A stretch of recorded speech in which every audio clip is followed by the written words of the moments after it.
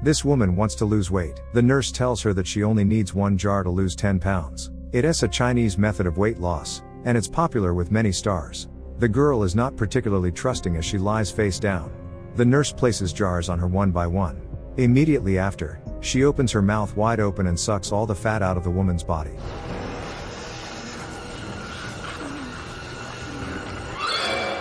The show's story immerses us in a paranormal world, where 2 brothers named Dean and Sam Winchester travel across the USA and fight against supernatural evil. This time, the evil hunters travel to Minnesota, where something is killing fat people and sucking the fat entirely from their bodies. The episode starts in the town of Stillwater, where a hot dog eating contest is held. A fat man wins the contest with 1 hot dog over his opponent. The man in second place is unhappy with the result and accuses his competitor of cheating. But the fat man gets the prize anyway, and he goes to his car to eat the hidden hot dog that helped him win unfairly. An unknown hooded man appears in the back of the car and attacks the man.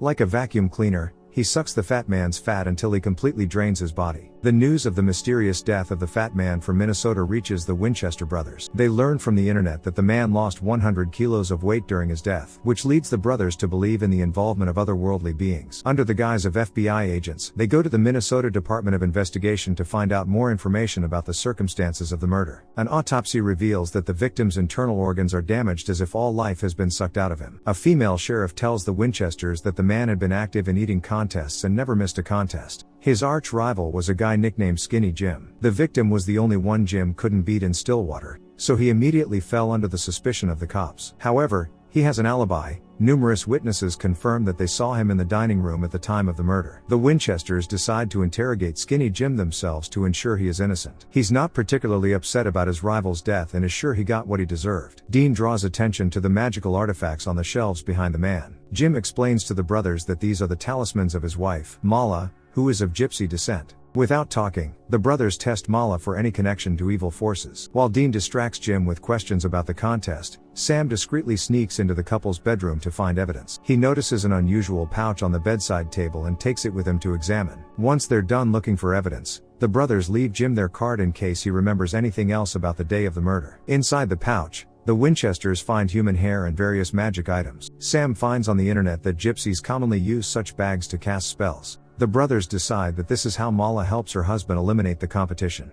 However, she comes to the Winchesters for her bag and tells them a completely different story.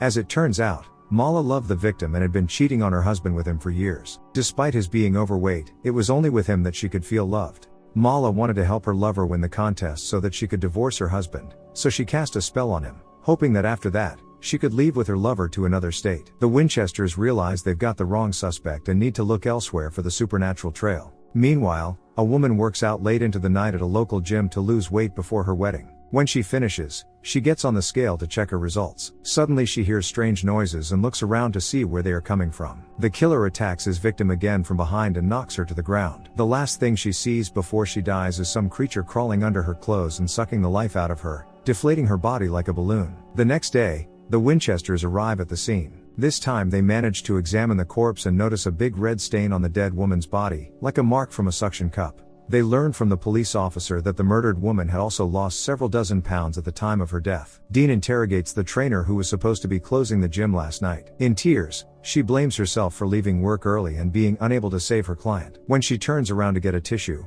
Dean notices the same stain on her waist as on the victim's body. At the end of the day, the Winchesters discuss what they've learned. It turns out that a similar spot for siphoning fat was also on the first person who was killed. A connection is finally made between the victims. They all had their body fat sucked out. Dean discovers that the gym trainer used to be overweight too, but lost it after a visit to a Canyon Valley spa. He and his brother watch a commercial for the resort, where a beautiful married couple enticingly suggests that overweight people lose weight without grueling workouts or stiff diets. The brothers come to Canyon Valley pretending to be job applicants. Since there was only one job for a trainer, only Sam was hired. Dean is assigned to the kitchen to prepare healthy breakfast for clients. A local sheriff comes to the resort to get her body in shape. The establishment's owner, Maritza, takes her to the treatment room to put on slimming jars. She warns the client that the procedure may leave red spots and bruises on her body. In the process, the sheriff relaxes and slowly falls asleep. After waiting for the client to pass out completely, Maritza reveals her true identity. A worm with a huge toothy mouth crawls out of her mouth and sucks the fat out of the sleeping woman's waist, sucking the fat out of her body.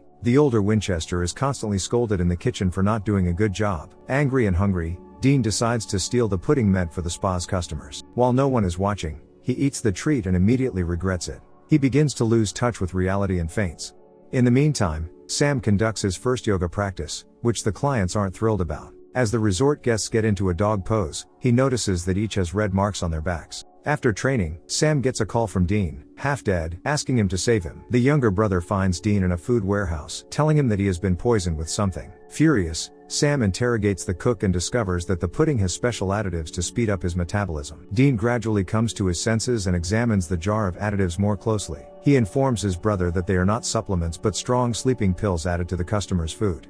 The Winchesters decide to question the sheriff, who has recently returned from treatment at this diabolical resort. She brags to the brothers that she was able to lose 5 pounds in one day, which perplexes them. She tells them that her husband left her because she was overweight and that her visit to the spa is an attempt to feel beautiful again. Therefore, she is not embarrassed that the fat leaves her body so quickly. The brothers tell her that all the victims are connected by red marks on their bodies. The sheriff shows her lower back and says she was left with the same spot from a spa treatment that the establishment owner gave her. She admits that she ate pudding before the treatment, after which she slept through the entire session and felt nothing in the process. Meanwhile, Maritza learns from her husband that Dean and Sam are not workers but ghost hunters. In a panic, she runs to her office to get rid of the jars of client fat that are stored in the refrigerator. Unable to help herself from the sight of the grease, she lets the worm out again to feast on it.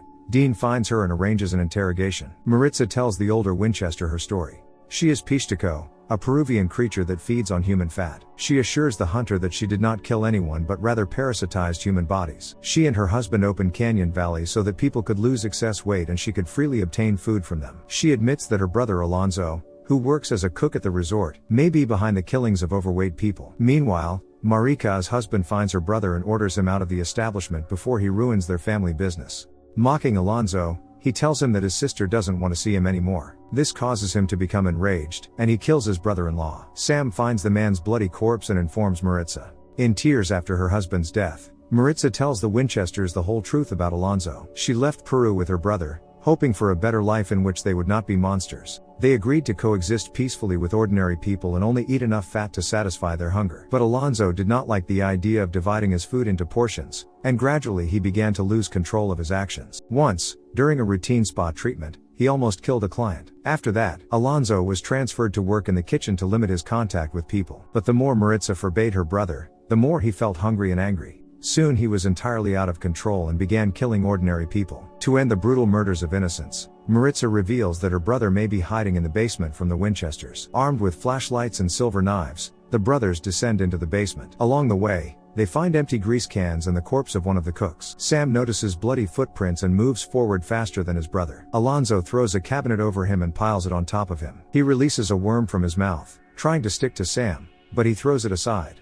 The fat makes Alonzo stronger and faster, so the younger Winchester has difficulty tracking his movements through the dark basement. He tries to provoke Alonzo's negative emotions and says that now Maritza thinks he's a monster too. Immediately he reacts to this, and a fight breaks out between him and Sam. Enraged, Alonzo easily defeats his opponent and tries again to suck the life out of Sam. But Dean comes to his brother's rescue and cuts the worm off Alonzo, taking his life. After all this, the cops arrive on the scene. The brothers lie to the sheriff and tell him that the murders are the work of a homicidal maniac. Sam tries to comfort Maritza, who has lost her entire family in one day. Dean notices this and calls his brother over to him. He tells him he will put Maritza to rest with her family after all the cops leave the establishment. Sam refuses to kill her and convinces his older brother to show mercy to the monster. Dean agrees to keep Maritza alive on the condition that she return to Peru without a return ticket. Back home, the Winchesters discuss the problems in their family relationship. Sam is tired of Dean only seeing him as a younger brother and rescuing him whenever he is in danger. He admits to his brother that sometimes he is really ready to die and wants to make his own choice whether to live or not. On the other hand, Dean is sure that he is doing everything right, and if he were in danger himself, his younger brother would save him too. Contrary to Dean's expectations, Sam is not sure he would have saved his brother had he been on the verge of death.